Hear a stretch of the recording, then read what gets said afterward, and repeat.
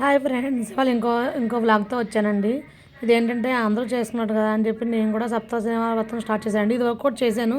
కాకపోతే ఇదివరకు ఏంటంటే నేను ఇన్ని పిండి దీపాలు కథలు పెట్టి చదువుకోలేదని మామూలుగా 2 పిండి దీపాలు పెట్టేసుకుని మామూలుగా వెంకటేశ్వర అష్టోత్తరం వేసుకుని నేను చేసుకుంటానండి. కానీ తర్వాత నేను యూట్యూబ్లో చూశాక ఇలా చేసుకోవాలని అనిపించి మళ్ళీ నేను స్టార్ట్ చేసుకున్నాను. ఇది నా 4వ వారం అండి.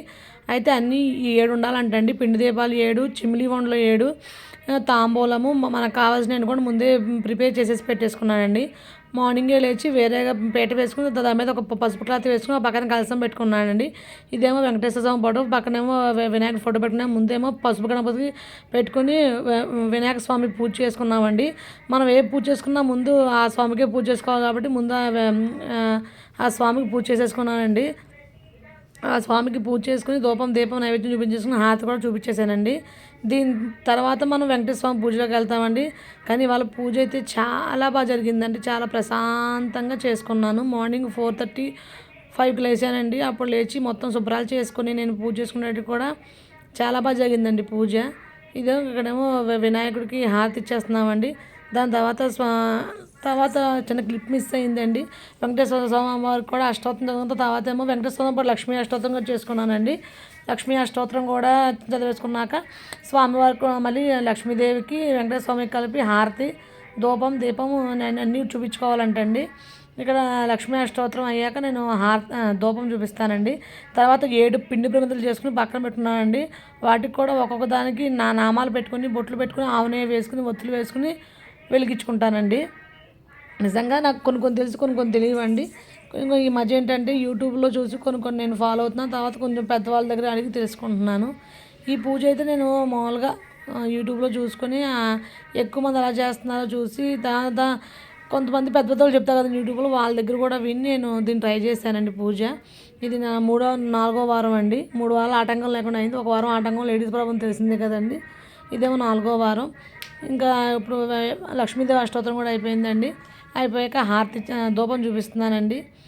ధూపం చూపించేశాక తర్వాత వరుసగా పిండి ప్రమిదలు కూడా అక్కడ పెట్టేసుకున్నది కూడా ఇలా చేసుకున్నానంటే నాకు వచ్చిన విధంగా ఇలా పెట్టుకున్నాక తర్వాత ఒక్కొక్కదానికి నామాలు పెడుతున్నానండి. గంధంతో నామాలు పెట్టేసి ఒక్కొక్కదాన్ని కరెక్ట్గా 7 వచ్చేటట్టు ఆ పీట మీద కరెక్ట్గా 7 సరిపోతాయండి మనకి. తమలపాకులు వేసి 7 వేసానండి.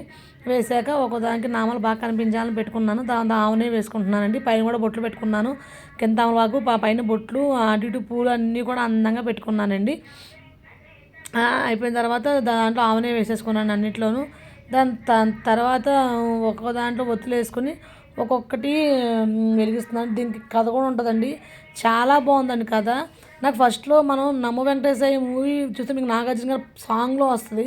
అప్పుడు మనం ఏంటో అనుకుంటాం, కానీ ఈ పూజ చేసుకున్నప్పుడు మనకు ఆ కథ మనకి క్లారిటీగా అర్థమవుతుందండి.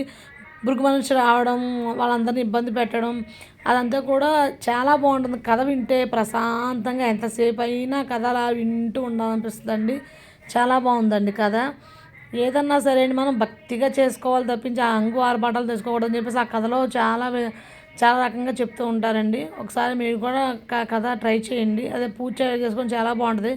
మనసు ప్రశాంతంగా ఉంటుంది. కోరిక తీరుతుందా లేదనే విషయం పక్కన ఇస్తాయండి. మనం కూడా ప్రశాంతంగా కొన్ని పని చేసుకోవాలనుకుంటాం కదా, అలాగే ఈ పూజలు ఒకటి అది చేసుకునే అరగంట కూడా ఎటువంటి డిస్టర్బెన్స్ లేకుండా, పిల్లలు ఎవరూ లేకుండా ప్రశాంతంగా చేసుకోవాలని అలాగే చేసుకున్నానండి. నేను పూజ చేసినప్పుడు ఇంకెవరితో కూడా మాట్లాడను. ఆ పూజ అయిపోయేదాకా ఆ పనిలోనే ఉంటానండి. అలా ట్రై చేయండి, చాలా బాగుంటుంది. ఇంకోటి ఏంటంటే పూజ చేసేటప్పుడు మనం మాట్లాడితే పుణ్యం పిల్లలకి వెళ్తుంటే పిల్లలకి కాబట్టి పర్లేదు, కానీ మనకున్న ప్రశాంతత పోతుంది కాబట్టి మనం ప్రశాంతంగా చేసుకోవచ్చండి. వీడియో కంటిన్యూ అవుతూ చూడండి. నచ్చితే ఛానల్ లైక్ చేయండి, సబ్స్క్రైబ్ చేసుకోండి. ఇంకో వీడియోతో కలుద్దాం. బాయ్.